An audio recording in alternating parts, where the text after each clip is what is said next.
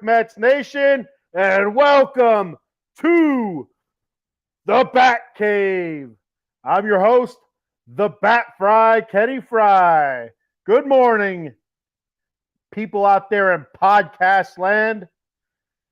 No messing around. We're going to kick it off right away with some New York Mets talk here because it's mostly a New York Mets show. So that's what you do then. So a little bit of a slow start for the New York Mets. The season's starting off a little bit slow. I mean, it's not really a big deal because you're 15 games, 12, 15 games, somewhere around there. I think it's 12 games into the season. I think the Mets are 7-5 or 7-6, something like that. So 12 or 13 games into the season. Not a big deal. It is what it is. I mean, you could have overreaction. I see a lot of Mets fans on the old Twitter machine or Facebook, lining up on the bridge there to take the final salute. But nah, it's nothing I would really worry about too much. The Braves aren't starting off all that great either. The Phillies, they started off very slow, and these three teams are looking to be powerhouses in the National League. So, it is what it is. The reason they're starting off slow is I think it's mostly because of their bats. I think last season when we had that great start off against the Phillies, a lot of the contributing factors were like funky hits, like bloop hits. I've said this before. I've said it a bunch of times. Like the funky hits, the bloop hits, like the crazy stuff. You can't count on that stuff to be there all the time.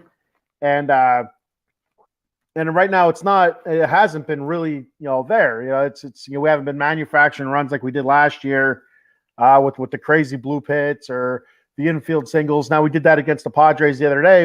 I'm sure everybody, if you're a sports fan, you saw it, the rollers down the third base line, that beautiful bump. I think it was Luis Guillorme, and I can't remember who hit the ball up the line that just stayed fair. It was unbelievable. I mean, just rolling along that line, foul, then back to fair again. Machado didn't have a chance to touch it when it went out of bounds because it was just so quick out then back in right away. So it was really amazing to see. It was pretty neat. You don't see that all that often. And so that's stuff you can't really count on. When it's there, it's nice. But when it's not there, you better have different ways of manufacturing runs. And right now, the Mets are leaving a lot of people on the base paths.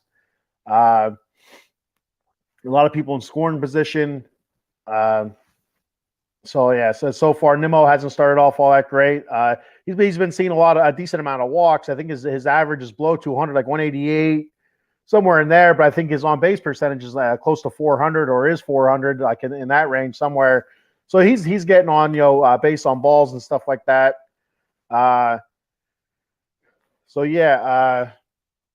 Pete, the power numbers are all right. 5 home runs. I think 11, 12 RBI. Jeff McNeil having a little bit of a slow start also. He'll start ramping it up. So, hits will start falling for him. Eduardo Escobar, an absolutely awful start. That's not helping anybody. His slow start. It's not helping him, definitely, with all the Beatty talk and all the Vientos talk. I mean, he has to be feeling the pressure. He has to be feeling the heat. So, we have Evan. Is this the Stickball podcast? It feels like it sometimes. I mean, between the Mets, Braves, and Phillies, nobody's really doing much of anything, besides kind of hovering, which is all right. It'll be a close race the whole season. Like Evan's dad, Big Mike, said, nobody's going to win 100 games in this division, and I'm right with them. You can check Evan out on Mondays on the Joystick Junkies podcast on Out of the Box Sports 8 p.m. and on Fridays the Big Blue Power Hour on Fridays at 8 p.m. talking New York Giants football and stuff like that. So the Joystick Junkies, pretty cool show with the talking video games and stuff like that, gaming and whatnot. So make sure you check that out if you're into gaming. A relatively new show. I think they're like 3 or 4 episodes in now. So a lot of interest in that. And of course, New York Giants. If you're a Giants fan, if you're watching the Mets, there's a good chance that you are a Giants fan. So go ahead and check them out. Big F says, much love, Boo Mets. Well, you know what? Sometimes I do feel like booing Mets. Last night I listened to the game. I wasn't able to watch it, but I was listening to it. And, I was booing them, against the Padres. David Peterson had a pretty decent start yesterday. A nice rebound start for David Peterson. I think he only gave up, I want to say 2 earned runs, and then the bullpen gave up the last 2. I think it was the 9th inning. So, the San Diego Padres are a much a high-powered offense, and so you can't hold them down long. The Mets shut them out the game before 5-0, so it's not like you're going to shut them out back-to-back games or hold them down all that long. So, you got to score runs. If you're not going to score runs, then you're not going to beat teams like the Padres or the Dodgers or the Braves or the Phillies when they start getting hot with their offense. You got to be able to score runs, and if it's not going to be with doubles and like slugging and stuff like that, well, then you better manufacture different ways like we did last season. With the infield singles and the blue pits, and with the stealing being up, Marte's been stealing a little bit more already. He was out a little bit. He had a pinched nerve in his neck, stealing third. I think it was stealing third, and he slid into the tree trunk legs of Gene Segura in Miami. Well, I think it was in New York, but against the Marlins. And the dude's legs are like unbelievable. Gene Segura, absolutely amazing how big that his quads and his thighs are. It's terrifying. Something a horror movie should be made out of. So that's the contributing to the Mets misery. It's not only the bats not producing, with timely hitting, with runners in scoring position, with runners on base. The pitching hasn't been all that great either. With Verlander being out still, they're taking their time with him, which they should, because he's 105. Scherzer, gave up a couple runs to the Marlins in his first outing. Then went ahead and got rocked by I think it was Milwaukee the next time out. Now he pitched, much better against San Diego. Kind of labored through it a little bit, but with that lineup, you're going to give up some walks. You're going to put some guys on to pitch to a different batter. So it's it is what it is. I wouldn't want to pitch to Juan Soto either. The dude is a beast. So, but much better. No earned runs. That was that game that Mets shut out the Padres 5-0. So he pitched much better. Nice rebound for Scherzer. McGill has been awesome so far in his 2 starts. Now they are 2 starts against the Marlins. So we'll see what he does against some different competition. I don't think we play the Marlins probably until freaking September now, since we played him 7 games already. But McGill, nice start to the season. 2-0, 1.64 ERA. His first start, 5 innings pitched, 2 earned runs, and his second one, 6 innings pitched, no earned runs. So they're 2 games, 11 innings, 2 earned runs. Again, like I said, both against the Marlins. So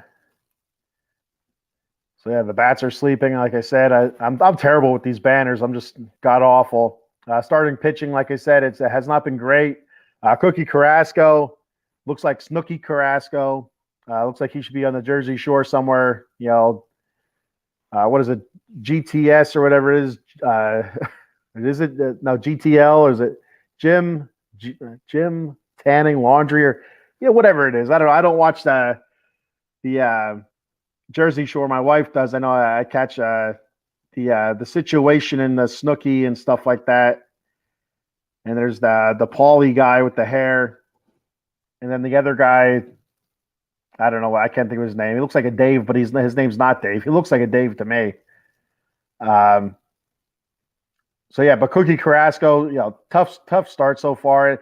that there were so many rumors of the Mets trading Carrasco, and it just, it never materialized. In hindsight being 2020, they would have been better off keeping Taijuan Walker and shipping Carrasco to Philly. But it is what it is. You don't get the benefit of seeing into the future. At least I don't, anyway. There are some photographs out there of people from the future traveling to the past and all that other crap. So believe what you want to believe, conspiracies or not, whatever. But anyway, his first start, 4 innings pitched, 5 earned runs, and his second start against the first start was against the Marlins. Second start against the Brewers, 4 2/3, 6 earned runs, absolutely awful. Very, very bad. Giving up a ton of walks, 3 home runs already, and the walks are really biting him in the ass. But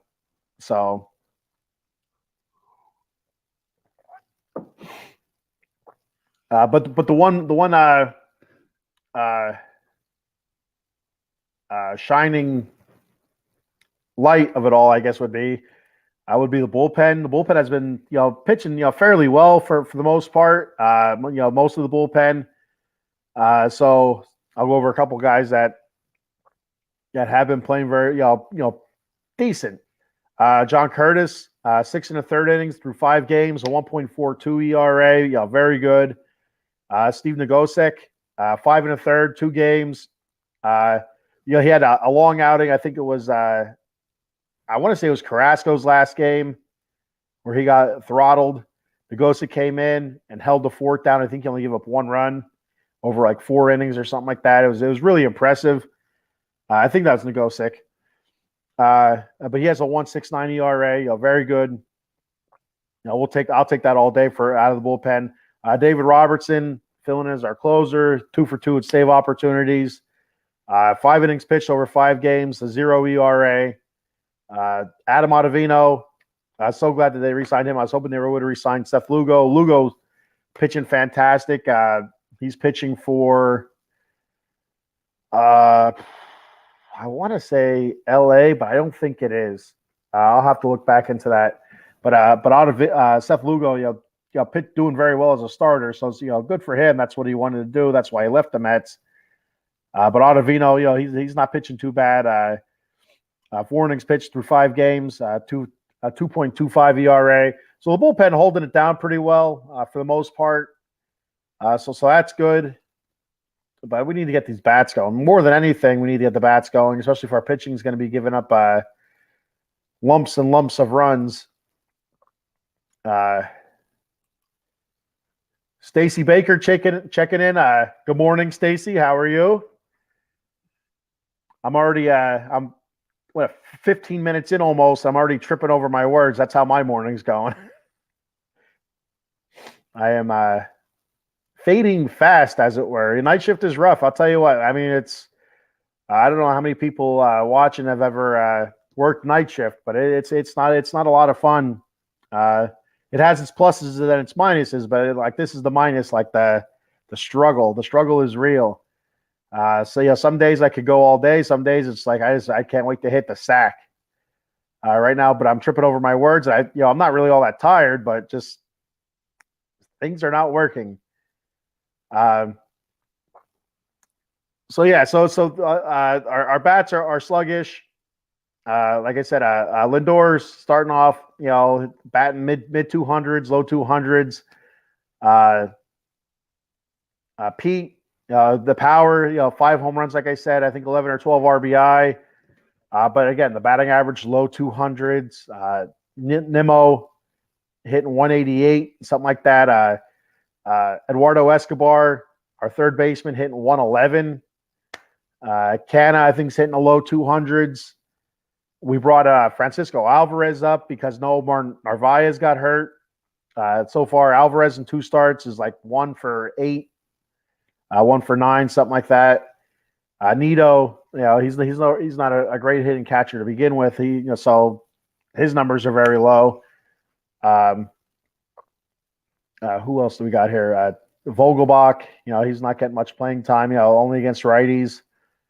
So, I mean, it is what it is. It's only the beginning of the season. I'm not going to overreact. I'll overreact I guess I shouldn't say overreact. It's more of an appropriate reaction in July if the Mets are stinking this bad. But I won't overreact about it. I won't jump the gun and hit the ceiling. I'm more worried about the pitching than the hitting. I think the hitting will come around. I worry about Carrasco. When Jose Quintana comes back and hopefully he comes back in July, hopefully he's, back to what he was last year. The Verlander, hopefully he's not out too much longer. I'd like to see what he can do. Scherzer, like I said, a nice bounce back start. Hopefully he can build on that. McGill started off great. Peterson, and like a nice bounce back start, but not looking all that great either. Cowboy Dave checking in. Hey, your Mets sitting at 500. Interesting if you ask me. Again, like I said, Dave, it's not really. I'm not one to overreact. I'm kind of, I think the baseball season starts July, late mid June, early July, somewhere around there, around All-Star break. In my opinion, is when the baseball season starts. So I mean, it's like right now, you're just kind of feeling things out, seeing what needs to be done. Who needs to be traded or whatever. You're looking at needs now. Getting guys kind of ramped up for that second half of the season. That's probably the most important. As a Mets fan, I know we've lost many leads in standings in the second half of the season. So it's just one of those things. Like I don't get too excited about it too nervous until July starts rolling around. June, July is when I kind of start biting fingernails and I'll do one of those and my mustache hairs start turning gray. He also says Verlander waiting for the playoffs. I hope he's not waiting for the playoffs. We're going to be in some trouble then. You can check Cowboy Dave out on Dem 215 boys. I'm not sure if you guys are on today or not. I think so, but no, I don't think you are. I don't know. I could be wrong. Make sure you check the Out of the Box Sports schedule for the next episode of Dem 215 boys.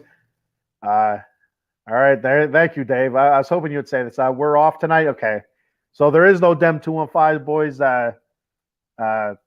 this week. All the Cowboy fans just let out a collective groan. It sounded kind of like this. Ah, like that. That's a Cowboy groan. Ah. Talk about my Mets. What's the matter with you, Dave?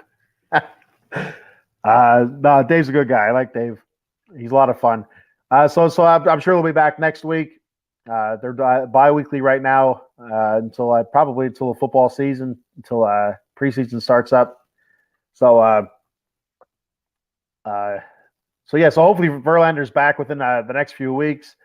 I know that he's pitching, he's throwing, he's just not throwing off the mound, whatever the hell that means. Dave says, we still dem boys. Yep, you are dem boys, all right. Boys. As a Raider fan, I say real men wear black, and dem boys are boys. That's about as much as my banter I can do there. I don't know. There's nowhere else I can go with it. Cowboys have more Super Bowls and all that other good stuff. So that's all I got. So we'll move on from the bullpen, I guess. Like I said, the start, I'm not too worried about it. The Braves are starting off not all that great. I think they're a game. The Mets are only a game or two back. It's not. You don't really start worrying. I don't worry about it until June, July. That's when you should start worrying about it. Trust me, things will work out. The Mets will be in it at the end. Whether or not they make it to the playoffs will remain to be seen. But they'll be in the mix. The Phillies, the Braves, they'll be battling all throughout the season. They just need two of those teams need to worry about the wild card. Just like this past season where the Mets, Phillies, and Braves all made the playoffs. The Braves winning the division. The Mets finishing second, and the Phillies third. Those three teams just need to worry about making the playoffs. Doesn't matter how the hell you get in. just like the Phillies proved last year. Doesn't matter how you get in, it's getting in. And then everybody's 0-0, and that's how it rolls. And so, yeah, I'm going to move on, I guess, from the Mets. I don't think I have anything else. Just a couple with the Mets bats being so craptastic. They're near the bottom in the of the league in runs scored. Their average, I think, average runs scored. I think the bottom 4, which is garbage. For the guys that they do have, and they're also near. I think they're at the bottom of the league in batting average. So I mean that's it's disgraceful. We have the batting champion on our freaking team, and we're at the bottom of the league in batting average. It's unacceptable. But again, early. It's too early to flip out or anything like that. But it's calm, relax. Let's roll into May in a couple of weeks. Then roll into June, and then we'll see where we're at then. All right, so that's what I got from the Mets this week. Nothing too, I'm not gonna get all crazy here. Eileen checking in. Morning. I watched him try to argue. Mark Canha got hit by a pitch. I was listening to that. I had a feeling no one had an idea what was going on, and that's what the announcers on the radio were saying. Also, I don't even think the announcers on the radio knew what were going on, even though they were watching replays. Because they had one guy saying, "Oh, it looks like he got hit in the thigh, but he swung," and then another announcer like, "No, he got hit in the elbow, but he swung." And I guess who was on first? I think Pete was on first, and he advanced, and they made him go back. I don't know. They called it a dead ball because of the swing, but it hit him, and. So yeah, it was a whole cluster muck there, and no, it didn't seem like anybody, but whether it be the umpires, replay officials, the announcers on the radio, probably the guys on TV, nobody knew what was going on. All they did know that Canha struck out. Everybody was pretty much in agreement that he swung, he went around, and but they're all kind of confused as to what Buck was doing out there and what the issue was. So I'm going to move into my predictions here for the AL and NL MVP and Cy Youngs. These are just feelings that I have. It's not really based on anything else. Some of the pitchers I kind of looked over their last couple seasons to see how close they were to being tops in the league, and so the guys that I picked were I've been pretty decent for a while. So I'll shuffle my notes because I need notes because I forget. So I did five players for the MVP. I'll start at the bottom, who I think will finish 5th in the MVP voting, and I'll move my way up. So I think Mike Trout, I think he'll have a really good season as long as he stays healthy. I think he'll finish 5th in the MVP voting. The MVP voting for AL in the AL. I think Julio Rodriguez for Seattle. Seattle should have a pretty good season this year. I think as long as he stays healthy. He had a bit of an injury-plagued season last year after the All-Star break. But I think he'll finish 4th in the voting. Yordan Alvarez for Houston. I think he'll finish 3rd in the voting. I think Big Mike Judge, Aaron Judge, Mike Judge. I'm done. I think Aaron Judge. I think he'll finish 2nd in the voting. I think it's gonna be close. I think it's gonna be a close vote. I think Judge is gonna have a monster year. He's not gonna have 62 home runs, but I think he's gonna hit like 330, 340. And 40 home runs, and that can easily win you an MVP. But I think Ohtani, that's who I have winning the AL MVP. Shohei Ohtani. I think he's going to have a fantastic year, like just out of this world type year with his with him becoming a free agent next season potentially. I just think I think it's gonna be amazing, an amazing year he's gonna have offensively. So if he can stay healthy, he's been healthy so far. Knock on wood. There hasn't been anything really to pop up. Um, so I think he's a hell of a power hitter, and I think he'll get his average up this year close to 300. I'm not sure what it was last year, but I think it was below 300. I feel like it was like 270 or something like that, in the 270s maybe. But I think he had 30 plus, 40 plus home runs. I think the Angels are going to contend a little bit. I don't think they're going to win the West, but I think they're going to make things difficult. They're not going to be a doormat this year like they were last year. So the AL Cy Young, I took 3, and we got a comment. Let me check the comment first. Stacy Baker says Judge isn't going to have 62 home runs. He's going to have 65. You know what? If he does, he's not going to hit 330. That's all I'm going to say. You saw what happened to him last year when he was chasing 62. His batting average, he was over swinging. He was looking for that home run, and he lost the Triple Crown in the last couple of weeks of the season because of it. The last month of the season. It would be a lot of fun to watch him go for 65, though. I'll tell you that, because it was a lot of fun watching him go for 62. He has it in him. Absolutely has it in him. He's in the right ballpark for it. It'd be nice if there was somebody up there with him to push him, like you had the McGuire and the Sosa. I think that'd be a lot of fun. That'd be crazy fun. Because I remember how much fun it was watching McGuire and Sosa battle back and forth for that home run title. Steroids or not, I don't give a shit what they put in their body. It doesn't hurt me at all. It's good TV.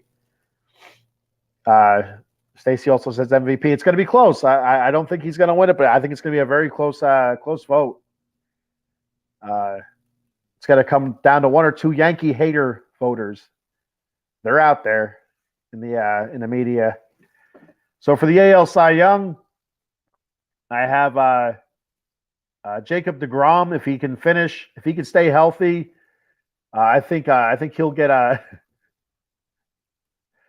Eileen says she's with Stacy. I knew you would be, Eileen. Couple of Yankee fans here. That's cool. I like that. Unity. That's why I want to see unity amongst the masses here. Whether it's for the Phillies, Yankees, Mets, whatever. I like unity. I have DeGrom for the Rangers, finishing 3rd in the AL Cy Young voting. I think he's going to have, if he can stay healthy, I think he's going to have a really good year. He had a rocky start to the season. Last outing, though, much better. 11 strikeouts, I think over 6 innings. I want to say 1 earned run maybe.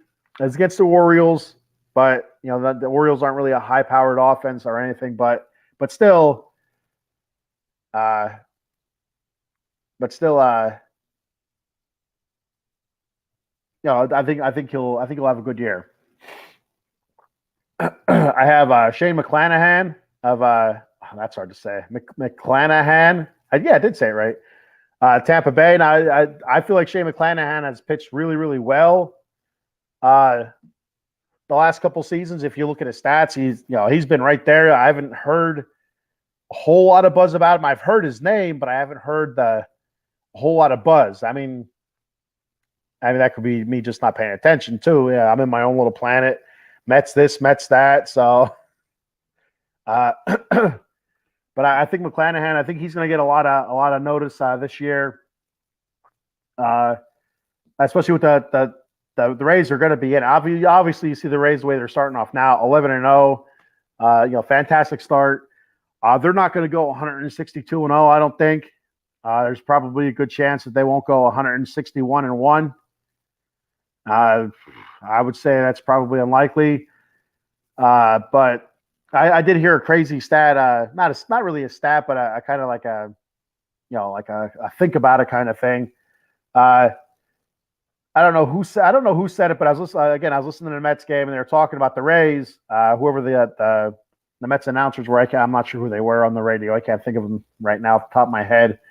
But they were saying with the fast start that the Rays are off to, pretty much play 500 ball and still be a playoff team because they'd finish, with uh, uh, almost 90 wins, not like 92 wins because they're already 10 games over 500. They play 500, so 81 and 81 would give you, that'd be 500 balls. So no, the math is wrong here. Minus 10, 500. Yeah, so it give you like 88 wins or something like 87, 88 wins, and that gets you into the playoffs. And they're right. Past seasons that gets you into the playoffs. And I'm sorry, I'm all stuffed up here. And it's just crazy to think if you go on a run like that and just kind of not coast, but just stay level the rest of the season. You're golden. But you also want to go into the playoffs hot. But I thought that was pretty neat. I never thought of it that way with a start like that. A 10-0, 11-0. If you just go 500, you're still guaranteed the playoffs. I mean, if they go 20-0, they go 500. Hell, they can win a division. That's unbelievable. So number one, I have this is something that I want to see is Shohei Ohtani winning the AL Cy Young. So I just want to see somebody do that, like win the MVP and win the Cy Young. That's pretty neat. There's somebody I think in the minor leagues. I don't know if it's college or minor leagues. I'm not sure, but I did see something recently that there's a player out there who's pitching and also playing the field, and he's like smashing the ball just like a Ohtani does now. I feel like you're going to see more and more people like that, which is really really cool. That's it's neat to think about. You have a pitcher out there throwing gems, and you get to have have him go out there on his days off, his off days, and out there fielding balls and smashing it. I think that's fantastic. Joe says, let me put it up there. How about Dylan Cease from the White Sox? I haven't heard a whole lot about Dylan Cease. I know I talked about him when I did my divisional breakdowns as being one of their best pitchers, one of the pitchers to watch this year. So I'm looking up his stats so far this season, and he's doing all right so far. So first game against Houston, 6 1/3 innings, 1 run. Against the Giants, 5 innings pitched, 1 run. And then against the Twins, 5 innings pitched, 3 runs. So he has an ERA right now of 1.65, 2-0. Yeah, Dylan Cease can absolutely be up there. I said the White Sox, when I did my divisional breakdowns, I predicted the White Sox to push for first place. I didn't have them winning it, but I feel like this season, again, it's going to be a tight race between the Guardians, the Indians, the Guardians, and the White Sox, with the Twins kind of lingering a little bit. But I think it's going to come down to those two teams in the Central and the AL, which isn't, the AL Central's kind of, I guess people kind of look at it as being a weaker division, even though the Guardians did make it to the fairly deep into the playoffs before I think they lost to the Yankees, the divisional round. So, it's further than what they knocked Seattle out. Everybody's giving Seattle all kinds of hype and credit. Guardians knocked them out. I mean, it wasn't a 35-inning 1-run game, 1-0 game. I think 35 innings. But yeah, Dylan Cease, definitely, absolutely watch him. I absolutely watch. He's a guy to watch. We'll move on from that to. And I said this before. I have to go back and watch my past shows. So I want to put down on a whiteboard what my predictions were and see what they kind of finish out as. I know I was kind of a dickhead when I said the Mets would finish ahead of the Phillies. Just I just did it just to poke people with a stick or whatever. That's what I do. But I don't care where they finish as long as they make the playoffs. I mean, I want them to win the division, the Mets, but I as long as they make the playoffs, I don't give a shit what it is. They get finished 500 as long as they make the playoffs. Everybody's 0-0. That's how I view things like that. Same thing with any team that I root for, whether it be the Raiders or the Kings. If the Raiders make the playoffs as a wild card, as the last wild card, I don't care. They made the playoffs and they have a chance. That's all you look for is that little chance and that little bit. So yeah. So you real quick, you could check Joe Sullivan out on extra innings. And right there, Joe Sullivan talking about Dylan Cease. They were on last night talking Major League Baseball.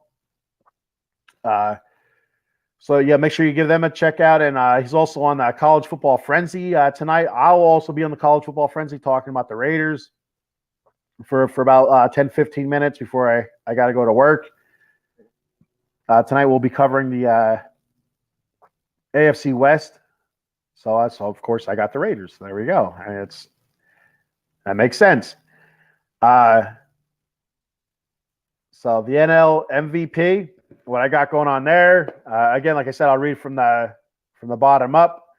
So I said this earlier, a few episodes ago. I think Lindor is going to have a big year, so I have him finishing 5th in the MVP voting. I have Freddie Freeman. I don't know why I picked Freddie Freeman, but I think Freddie Freeman's going to have a good year for LA. Freddie Freeman has a good year every year, so it's not a shock. But I think he'll finish 4th. Nolan Arenado, I think he'll finish 3rd in the MVP voting in the NL. I think Goldschmidt's going to take a step back this year a little bit. And when I say a step back, I don't think he's going to hit 320, with 38 home runs and 120 RBI. He might hit 315 with low 30 home runs and maybe 115 RBI. So that's not really too much of a step back. But I think Arenado's going to outshine him this year, much like Goldschmidt, not Goldshit. Goldschmidt outshined Arenado last year because Arenado had a great year last year. He really did. And I think St. Louis, they're sitting in the cellar right now, but I think they'll turn it around. Again, like I said, we're 12, 13 games in. There's time for them to turn it around. But I think St. Louis will be fine. And I think we'll have a nice race between St. Louis, Chicago, and Milwaukee, as Milwaukee started off pretty hot. I think they're 9-3 or something like that. I have Matt Olson for Atlanta, finishing 2nd in the MVP voting. He's a Met killer. Whenever I see Matt Olson, he just crushes it. So a decent start to this season. Like I said, Braves, sitting kind of where the Mets and the Phillies are. The Phillies, I think, are maybe a game or two below 500. The Mets are a game above 500. The Braves are like a game or two above 500. So something like that. They're all close. So I have Matt Olson finishing 2nd in the MVP voting. And I have the douchebag himself, Manny Machado. I can't stand the guy, but he's a terrific player. He's a hell of a third baseman. A terrific hitter. I think he's a dickhead. I don't know what it is. There's some stuff I read about him years ago, and I don't like him. It is what it is. But I can objectively look at him as a terrific player, and I could see him winning the NL MVP, especially if San Diego plays the way that they're supposed to play this year. They're pretty well stacked lineup, a stacked roster. If they play like they're supposed to play, there's no reason why Manny Machado shouldn't be in talk for NL MVP unless something happens where he gets hurt or otherwise. So that's the MVP voting I have for the NL. NL Cy Young. Again, I just did 3. I have Spencer Strider from Atlanta. He had a terrific season last year. I wanted to say Max Fried. Well, with him missing some starts here early in the season, being hurt, I think that kind of takes him out a little bit. And it's not going to knock him out totally. He could make the rest of his starts the rest of the season and just, obliterate it. But I'm taking Spencer Strider right now. Finishing 3rd, Corbin Burns. Kind of a slow start so far for Milwaukee, but the last few years he has been awesome. So I expect him to turn it around. And then for the Dodgers, I have Julio Urias. Terrific pitcher for the Dodgers. You don't hear much about him because you hear Clayton Kershaw all the time. Kershaw. And being out west and stuff like that. Being an East Coast guy, I don't get a chance to really see much of him. But Julio Urias, he's put together a couple nice seasons. 20-game winner, I think 2 years ago. Last year, ERA I think the mid twos, low twos. So he's got it. He's got the stuff. So this year might be, according to me, this year might be his year. But we'll have to wait and see. So that's all I got for baseball for right now. Before I go too much further, I just want to remind everybody of our new sponsor, Monkey Colt Coffee. I bought their bourbon chocolate chip infused coffee. I posted multiple videos on my Facebook page and Twitter page of me using it and drinking it and all that other stuff. I made it again yesterday for work, last night, and for tonight, using their 30-ounce cold brew mug. I really like the taste. I put a little bit of sugar in. I think I put in I fill up a half of my cup, so about 15 ounces, because I use about half of the pitcher, and I throw about a spoonful of sugar helps the medicine go down. So about a spoonful of sugar and a little bit of milk. That's how I roll with my coffee. I like milk in my coffee. Don't judge me. So that's how I like it. And I think it has a terrific taste. I'm gonna have to get a coffee maker because I want to try it hot. But cold brew, I think it's fantastic. I think it's really good. They also have rum cake. They have swag, T-shirts, and stuff like that. Like I said, the cold brew pitcher. They also have K-cup adapter, where it's like the little filter gimmick, and if you don't have the K-cup, and you just kind of stick that in there, and you know what I'm talking about. But yeah, check their stuff out. They have a new flavor coming out soon. I think it's toasted coconut rum, I believe it is. That's coming out very soon, sometime this month, I believe. So make sure you watch out for that. So go to monkeycoltcoffee.com, enter the promo code OOTB Sports at the checkout for a discount. That's OOTB Sports at checkout on monkeycoltcoffee.com. And tell them the Bat Frie sent you. There we go. We got a comment here to check out. Eileen says, can we get half an episode where you just sing?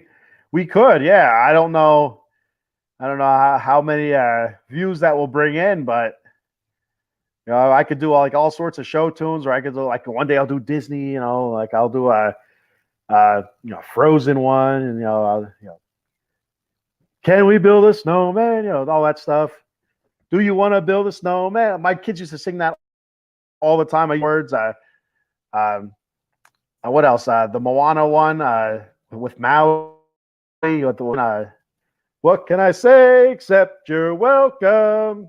The skies, the sun, and the trees, all that stuff. Oh yeah.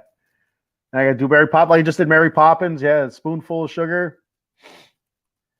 I should do that. Just a full episode. Out of the Box Sports goes musical just for one episode. You see TV shows do it all the time. The Simpsons have done it. I love the Simpsons. I'm pretty sure the Family Guy has done it, because whatever the Simpsons do, the Family Guy copies it. So yeah, I don't know if what the hell is it? I can't think of it. Al Bundy, his show. I can't think of it right now off the top of my head. Married with Children never did it before, but they should have. They should have. She has a hell of a voice. We all heard her sing the national anthem. Hell yeah. Part of that world. See, I sound just like the Little Mermaid. Yeah, the Little Mermaid when Ursula takes her voice. So we're going to move on to a little bit of hockey. LA Kings lumped up by the Oilers in Vegas. It wasn't a good couple of games for the Kings. They had a huge game against the Oilers, all jacked up for it. Fell short. Kind of got banged around a little bit early in the game, and that pretty much took us out of it. In my opinion, there was a hit that by Connor McDavid where he sent Mikey Anderson. Oh my God, it's killing me. Right into the boards, and there was no retaliation, and it's like kind of like usually you see somebody come over and it's like roughing him up and dropping the gloves, but you didn't really see much of that, and they kind of neutered us in that game, so it was kind of it wasn't a good look. It wasn't a good game. I don't remember. I think the game was like 2-0 or 2-1, or I think Skinner shut us out. I think it was 2-0. Skinner was fantastic, or 3-0, something like that. Skinner for the Oilers. I said about the Oilers, they're the scariest team in the NHL, in my opinion. And if they got a goalie, and if they got some defensive help, and I don't know about the defensive help because I'm not an Oilers fan. But watching them play against the Kings the last couple times, I'll tell you what, I think his name's Stewart. I don't know what his name is. Skinner. Let's just call him Skinner. That's his last name. That's who he is, Skinner. But Skinner was just fantastic. He's been awesome for the Oilers. They can score piles and piles of goals. Plenty of stars there on the offensive side. But it seems like they might have their goalie, and that doesn't bode well for the Kings. And I'll tell you why in a couple minutes. But then our next biggest game, we had the Golden Knights coming up. Still sitting in good shape in the 2-hole in the West, in the Pacific, and in the West at that time. And it was 5-0 before you knew it. 3-0 within the first few minutes of the game. It seemed like we had a goal called back for an offsides, I believe, and it would have put us up 1-0. After that, it was that was it. Kind of like took the air out of us. It was we laid an egg. We absolutely went out there and pissed ourselves, and it wasn't good. Injuries are starting to pile up. With Mikey Anderson being hurt, him being out, Fiala's still out hurt. Who else was it? Gabe Velarde, him being out. It's there's no umph left. They look tired, they look beaten, they look worn. I thought Kempe played well that game. Korpisalo gave up 5 goals and 15 shots. So I mean that was awful. When Phoenix Copley came in, he shut them out the rest of the game. I think Phoenix Copley saw 22 shots, and he stopped every one of them, which was good for him. It's easy to come in and give up a couple goals and say, hey, that's not on me. I came in cold, and the game was already out of hand. But I thought Kempe played well. Also, he seemed to get a little bit physical with some guys. Halfway through the second and going into the third. I think he had a goal and assist maybe that game. But I thought Kempe played well, and I thought Phoenix Copley played well. So it wasn't looking good. Coming down to our last couple of games, Vancouver and Anaheim. Played Vancouver. Korpisalo was able to bounce back. Kings win 3-0 when he had a nice shutout. Didn't face a whole lot of shots. I don't know for sure. It was 18, 19 shots, something like that. But more importantly, we had Mikey Anderson and Gabe Velarde back. So that's it was good to have, especially Mikey Anderson. He seems to be a kind of our ruffian out there. So it's good to kind of get our balls back a little bit. I think Mikey Anderson was voted dirtiest player. I could be wrong or something like that. But you need a guy like that on your team. I don't care who you are. You need somebody that to get voted the dirtiest player. So it was a nice rebound for Korpisalo. We will finish with the Ducks tomorrow. I believe it's tomorrow the 13th at Anaheim. So that was our against the Canucks was our home finale for the regular season. And like I said, with the Kings getting healthy, hopefully Fiala finds his way back soon. I haven't heard much. I haven't heard him about skating. I've been searching the interwebs. I'm not finding anything. If Fiala's getting ice time or not, if he's ready, if there's any timetable.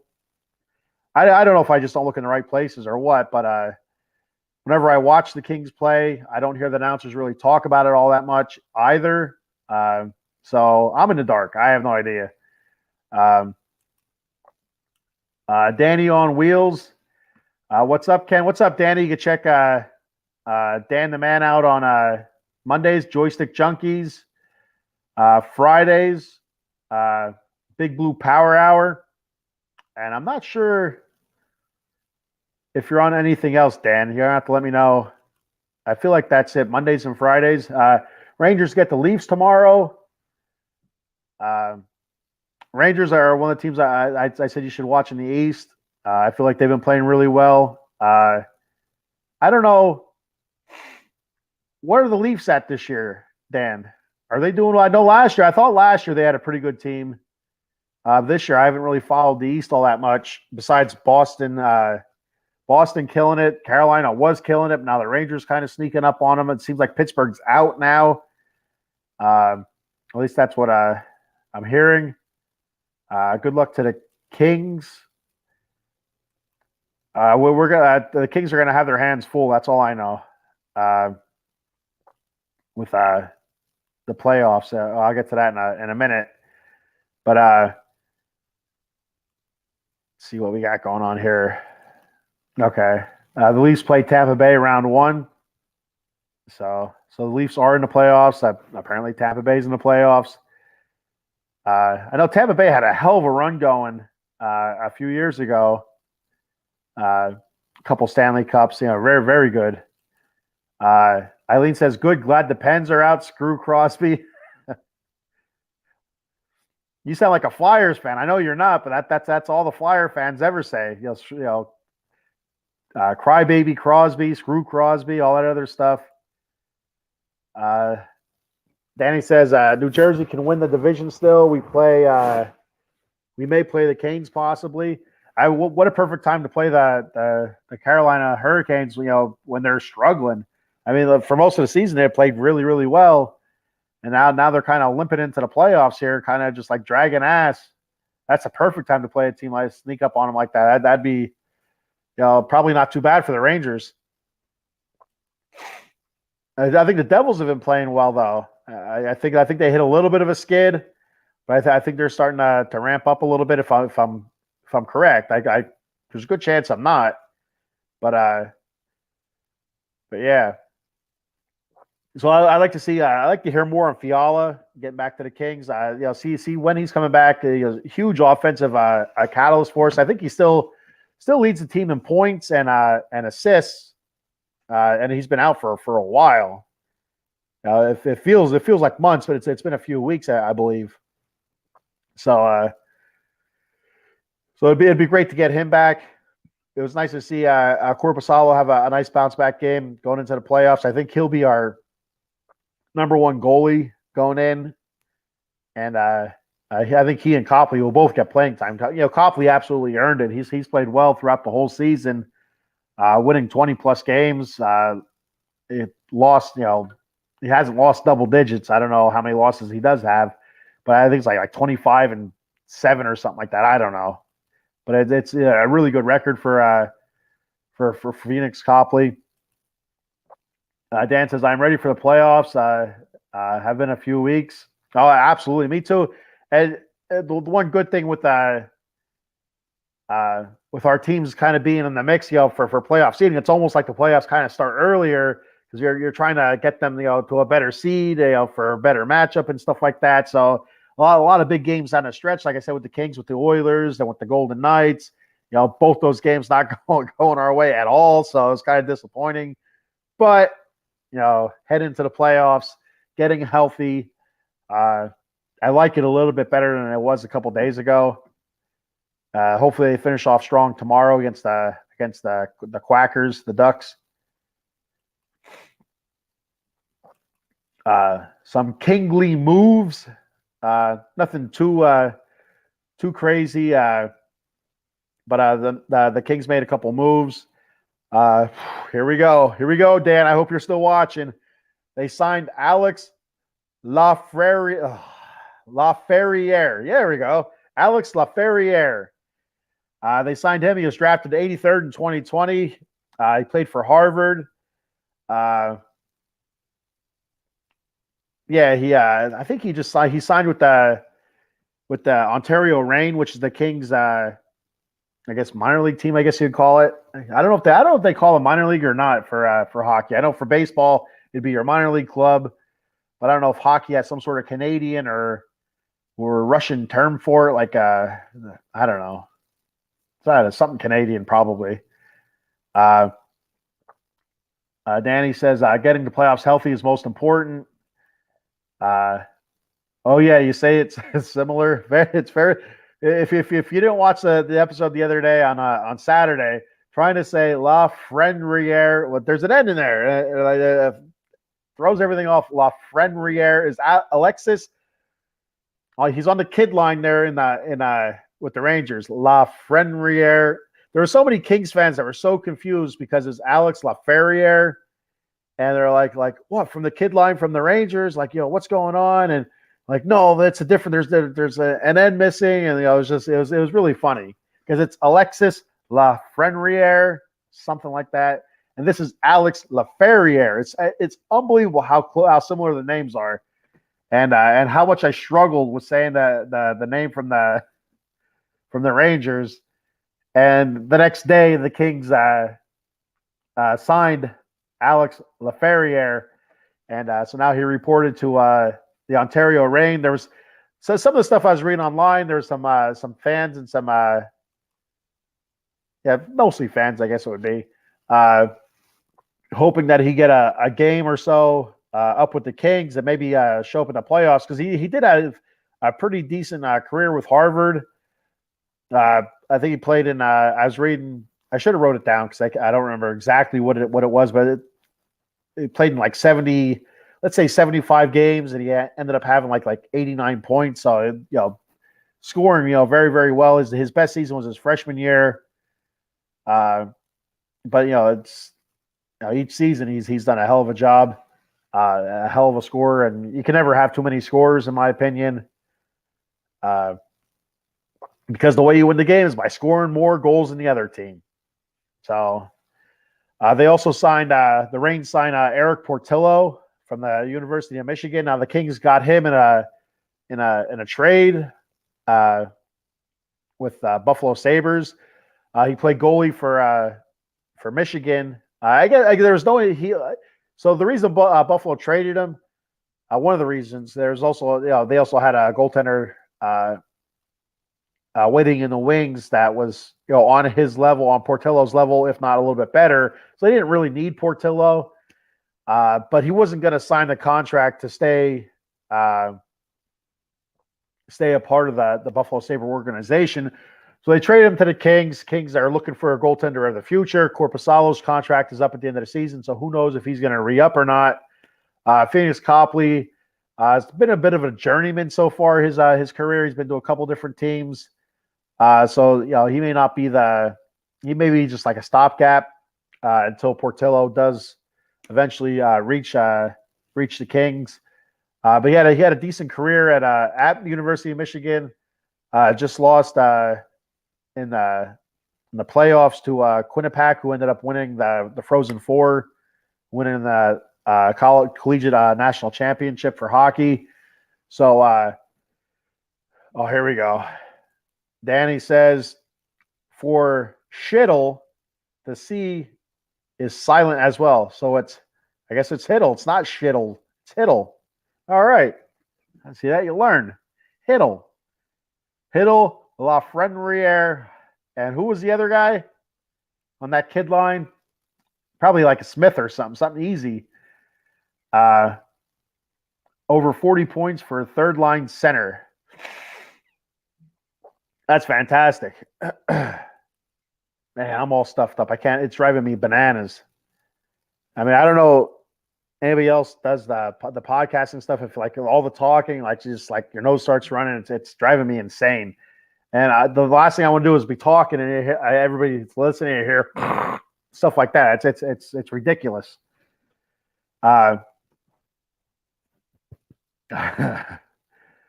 So not shittle, hiddle. So Eric Portillo is the other signings, which is good. He could be our goaltender of the future. We'll have to wait and see how he does in Ontario. So I'll move on from that to standings. So in the Pacific, it's pretty much for the Kings. It's pretty much, I don't want to say all said and done because I'll read the standings, then I'll talk about it. It doesn't make sense. So the Vegas Golden Knights in the Pacific have 107 points, Edmonton 105 points. So that's still not technically figured out yet. I don't know what kind of tiebreakers are there yet, but I know I think they each have one game. I know the Golden Knights, I'm not sure what day they play, but they have Seattle yet again. I'm not sure who Edmonton plays yet. But then you have the LA Kings. There's no chance we can get the 1 or the 2 seed. We're sitting at 100 points with the Ducks to go yet. And then you have Seattle sitting right behind us with 98 points. So there is still a chance that Seattle could catch us. I know early in the season we really struggled with Seattle. So that could come back and bite us in the ass. I'm not sure what the exact tiebreaker rule is or what the tiebreaker looks like. I could be way off. But I felt like we really struggled with Seattle early in the season. Maybe I'm wrong. But I felt like we struggled with Seattle. And we did well against Vegas early in the season. Dugout mug. Oh, man. So in the Central, you have Colorado, 104 points. Dallas, 102 points. So that's still super tight. Colorado's hot. Really hot. Just like Edmonton, Colorado defending champions. Minnesota, 100 points. And sitting in your final playoff spot right now is Winnipeg, but at 91 points. And Calgary's right there at 90 points. So, I mean, that's not decided yet. And today, you'd have the Jets against the Golden Knights.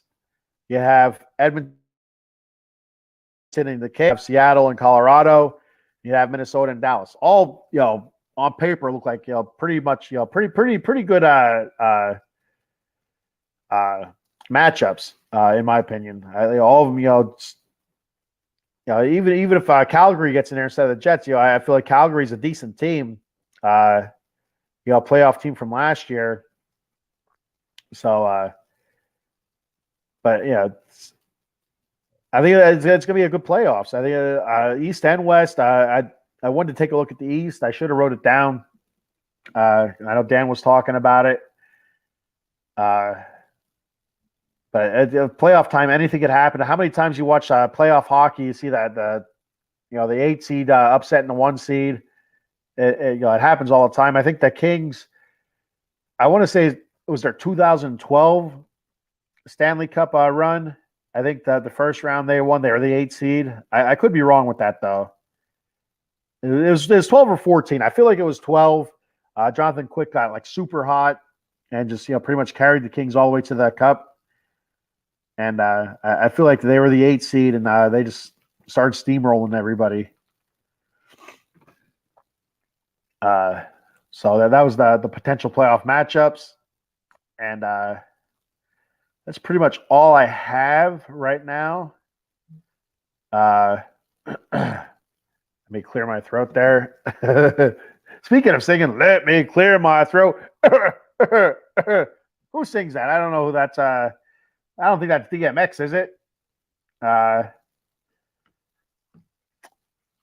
don't know. I got breaking news here. Giants running back Saquon Barkley reportedly won't make his tender official before the start of the offseason program. So it says Barkley won't sign franchise tag. That ain't no good. For you Giants fans out there, Dan and I know Evan checked in earlier. So that's pretty interesting news if you ask me.